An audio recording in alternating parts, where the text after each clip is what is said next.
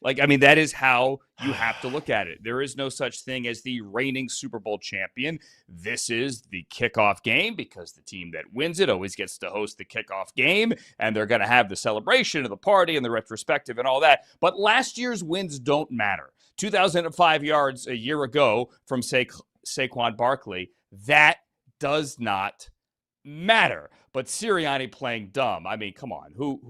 Why are we doing this? I know, and part of me gets it. I make fun of football coaches a lot because of the dumb things they do, and just come on, like, we're all a little smarter than this. And to be, I didn't know there was a banner being, yeah, okay, fine, whatever. I get it from the aspect of, look, it's hard to repeat as Super Bowl champs, and number one on the list of why is complacency. You climb the mountain, and what's next? It's hard to climb the mountain again, and you've won. You're getting congratulated all off season. It's tough to just make it back. It's tough to stay motivated. It's tough to stay focused. I get all that. I get that you want to put this all in the past and just, hey, we're focused on this year. We're trying to win again. Cool. Great.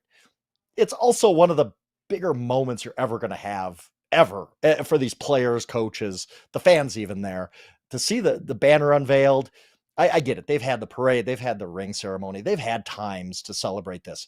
I'd want my players to enjoy it. Hey, this is what we're playing for. Go look at how cool this is. Everybody's here to celebrate this banner being unveiled. So I kind of roll my eyes that we're going to stay in the locker room. We're not even participating in that. Why not? Like, this is cool, but I guess I get it. I don't know, Andrew, what side are you on here? I'm bouncing back and forth between, like, yeah, okay, you don't want to get complacent and look at the banner being raised when you got to play the Dallas Cowboys in 20 minutes. But at the same time, it's okay to take a step back and say, you know what? This is a pretty cool moment for all of us.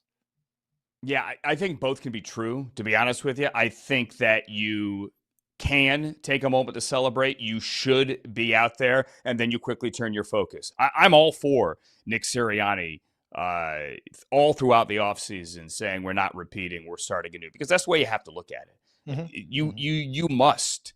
Nothing conveys from last season. Lane Johnson even said last week, teams have an offseason to film on what the Eagles did offensively. They're going to have to adapt. They can't just run it down your throat, or if they do, they're going to have to do it in new and creative ways. But at least enjoy the moment.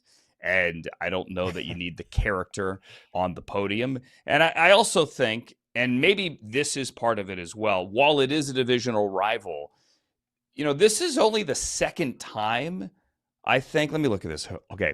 This is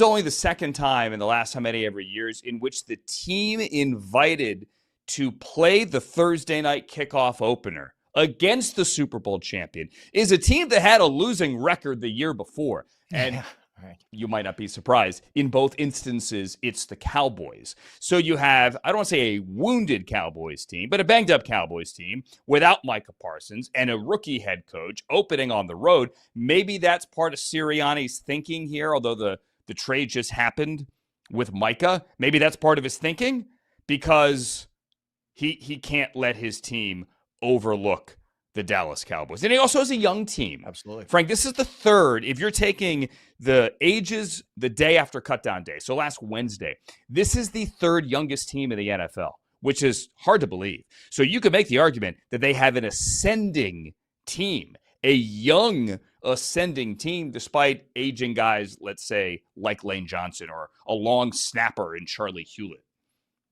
Yeah, and if I'm not mistaken, on that list of youngest teams, the Packers are number one, which is just mind-blowing that two of the three teams in the top three are through the three youngest teams in the NFL. But, and yes, it is a young team. And I think that's part of it with Sirianni too, is he knows the Eagles understand that maybe they don't know the specific point spread, but they're 8-point favorites in this game, which is one of the bigger spreads of week one. They're expected to go out there and demolish the Cowboys. The Cowboys are not an incapable football team. I don't care if Micah Parsons is not there. They still have a lot of good players. It's not like they're just going to roll over. Like they're not just going to get beat by 35 points in this game. It's not a homecoming game in college, right? Like, it's still the Cowboys. You don't want them to overlook that. One thing I do want to add about the whole, how tough it is to repeat and all that. The Eagles were never the hunted last year. We're going to have revisionist history about what we think about the Eagles and their place in history and all that. In December, I was sitting here. You can go back. There's receipts. The Sunday night shows with Fitz. I was saying, why aren't more people talking about the Eagles? The Eagles were strangely under the radar last year.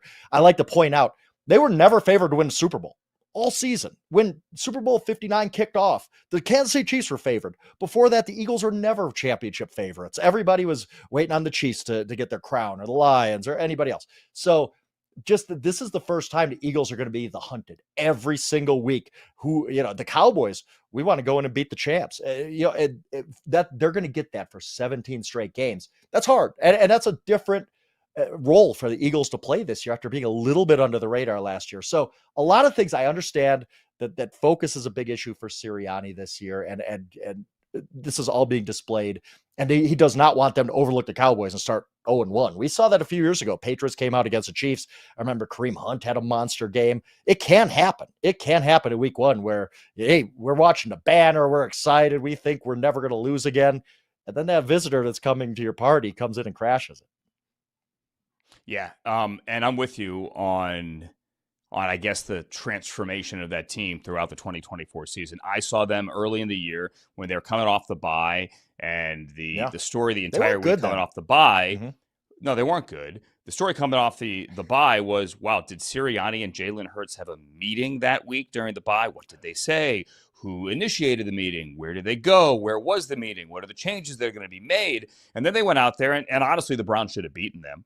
Doesn't matter. Yep. They didn't. The Eagles won. They were the better team that day. That was a day in which Myles Garrett again jumped over the line on a blocked field goal, and Rodney McLeod, picked it up, a scoop and score going the other way. Browns should have won it. They didn't. But I left the building that day as Nick Sirianni is screaming at fans walking to the locker room, thinking this team is not good.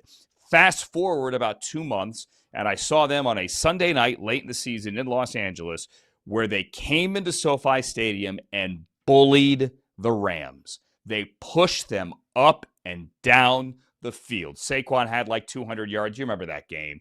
Dave Brandon Graham got hurt as well, right? Tore his pec. He made it back for the Super Bowl and then injured it again. But I stood there on the field during that game, and I went, wait a minute. This is not the team that I saw in October. They morphed, and maybe it's dedicating themselves to the run after the bye, whatever it is. They morphed from team that isn't that good with coach that was on the hot seat, if you listen to the radio in Philadelphia that week, to a Super Bowl bully that steamrolled to a championship. And that was a transformation that I don't think a lot of people saw coming. No, I think they won 17 of the last 18 games. Like they went on a heck of a streak. But I think there's a bigger picture point here, Andrew, and I think you're going to agree with me. With so many teams sitting out all of the preseason, most of the preseason, September doesn't give you a clear picture of who's good or who's not. Even early October, we're still figuring this thing out. Then teams start to become who they are. Like some teams like the Lions are just good from beginning to end, right? Well, I guess not the end. They weren't very good against Commanders, but you could tell. But there's other teams, and the Patriots were kind of famous for this for a long time, that September they weren't very good. They were still figuring out their playing time stuff and stuff they're going to be good at, not good at, whatever. They're using this almost as the preseason. And so you're going to see a lot of teams maybe struggle in September.